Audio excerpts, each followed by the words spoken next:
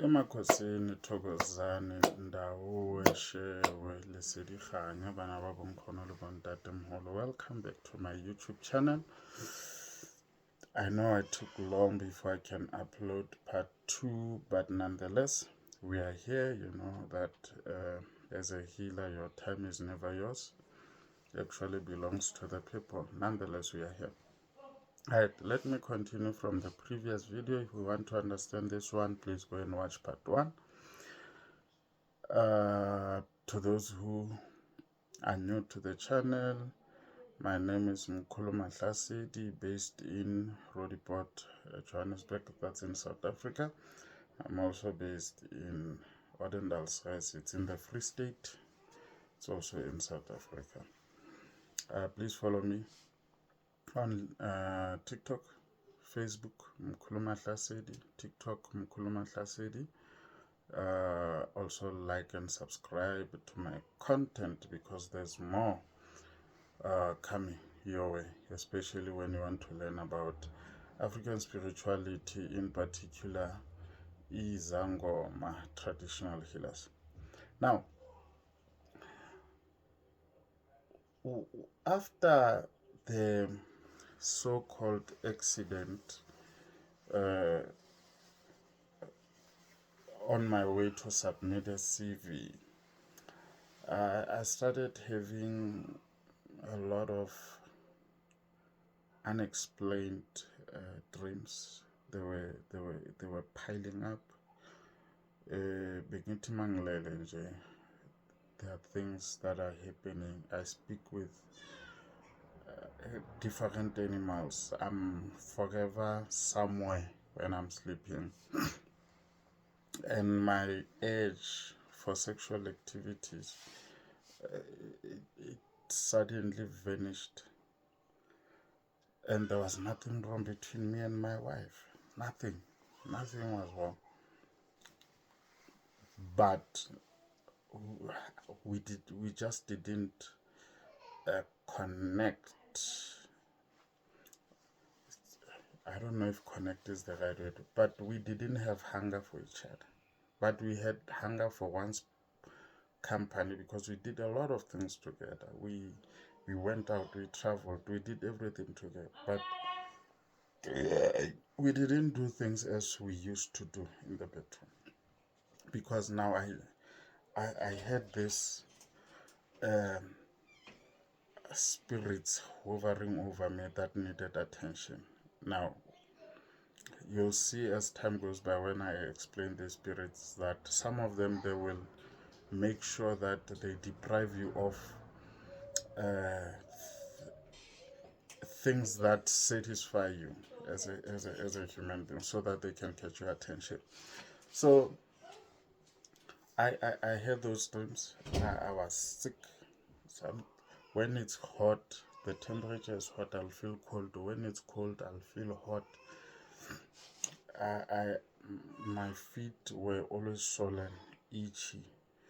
I just had I had this urge of just walking barefoot inside a mall. And the crowded spaces became too much for me.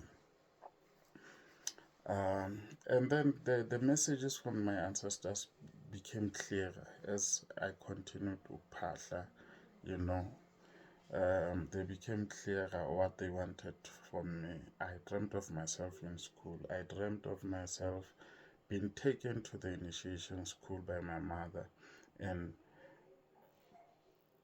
she actually paid the fees that I needed there.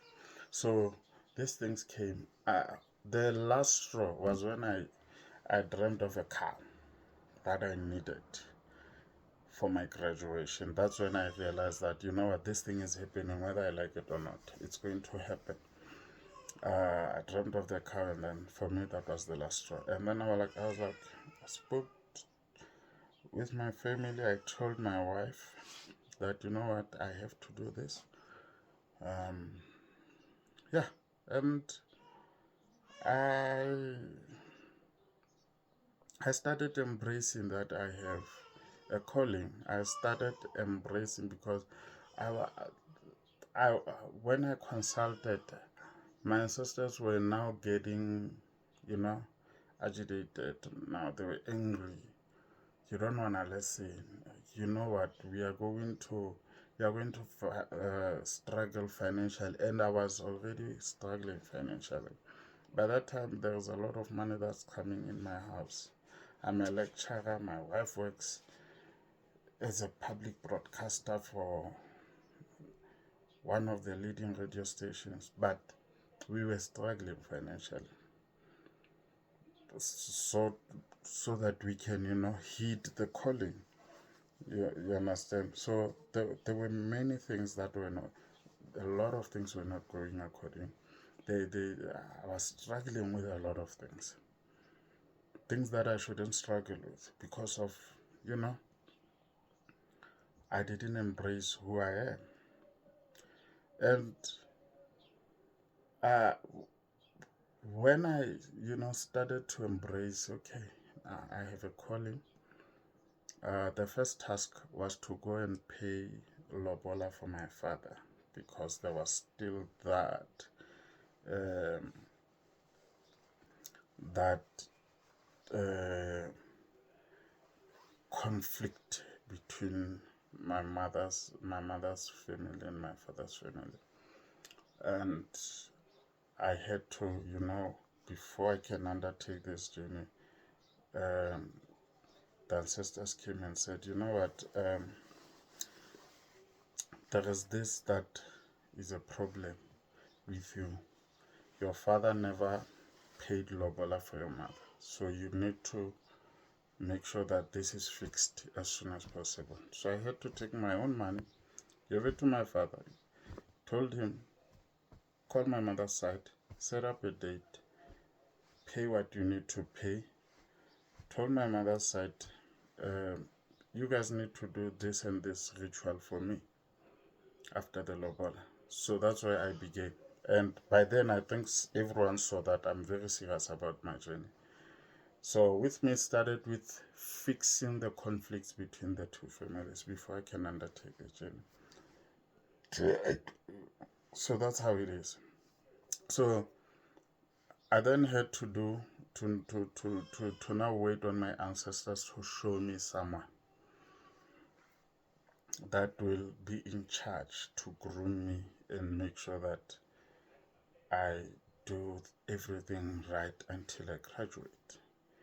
So that journey will be captured somewhere when I teach about, being shown your spiritual guide or being shown your spiritual mentor, actually.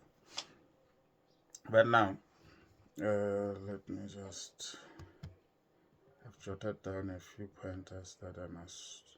Okay. Now, my role. Now I graduated. I went to Ephelweni, to the initiation school. I went. I won't talk much about what happened there now. I think I'll make a separate video of how I got to, be admitted and up until I graduated. There's just a few things that I want to, line out before I can talk about my journey.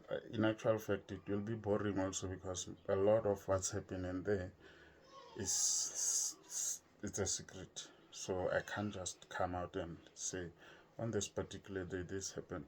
But what I can say to sum it up, it was not easy for me. From being a go-getter, being in academia, I have my own house, I'm married, I'm a father to my kids, I'm a brother to my siblings. I'm well respected by majority of people who make encounter with me. Now I have to go and uh, be treated like a kid in someone's house. Take instructions. It was not easy, but I had to do what for the sake of my healing and for the sake of the process. I had to be humbled by my head and forget who I was before I came through the gates. And eventually I finished what I went there for. Now I'm here, Mkhulu Mahlasedi, fully qualified traditional healer, Sangoma. Now my role as a healer is to make sure that within the process of healing people, I don't damage their relationship with their gods or their guides. I don't do shortcuts. There are those healing procedures or processes that will be the end of you. So for me, I'm very cautious when it comes to that. And as a teacher, born teacher, qualified teacher, I serve as a voice that reconnects people, realigns them with their destinies or what their guides want from them. That's my role. That's my role. Simple as that. So, I hope that whatever that I'm going to do with this channel is going to assist young healers who are about to undertake this journey, and it's also going to assist sorry about that. It's also going to assist those who find themselves in academic spaces but now have to, take temporary leave, focus on their journeys. Others, they don't even take leave, they do it simultaneously. We are going to talk about the challenges that we face as that group and how we can sort of interact the knowledge that we have from books that we have read over a period of time when we studied different degrees. How do we then reintegrate that into this new calling that we have? Because there are things that I realize that are happening within Ubungoma as traditional healers that they need a little bit from the other side, so that we can, especially when you want to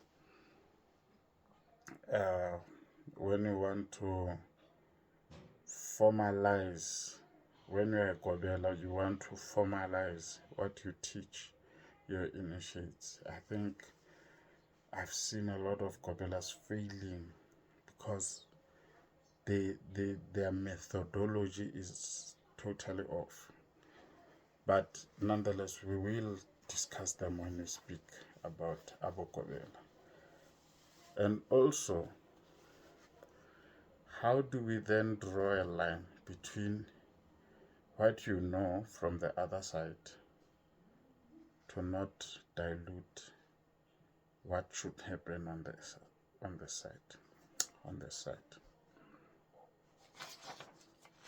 What you know from here, how do you keep that safe and not dilute what should happen here? Because too much knowledge there also can mean that when you come here, you think you know it all.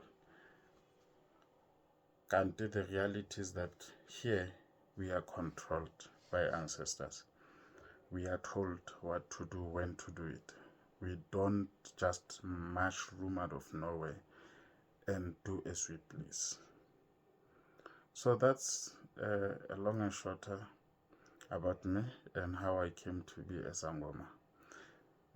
On the next video, we will be discussing all things initiates, Gobela, Muti, what should you take, what you shouldn't take, and some DIY prescription free rituals that you can do on your own.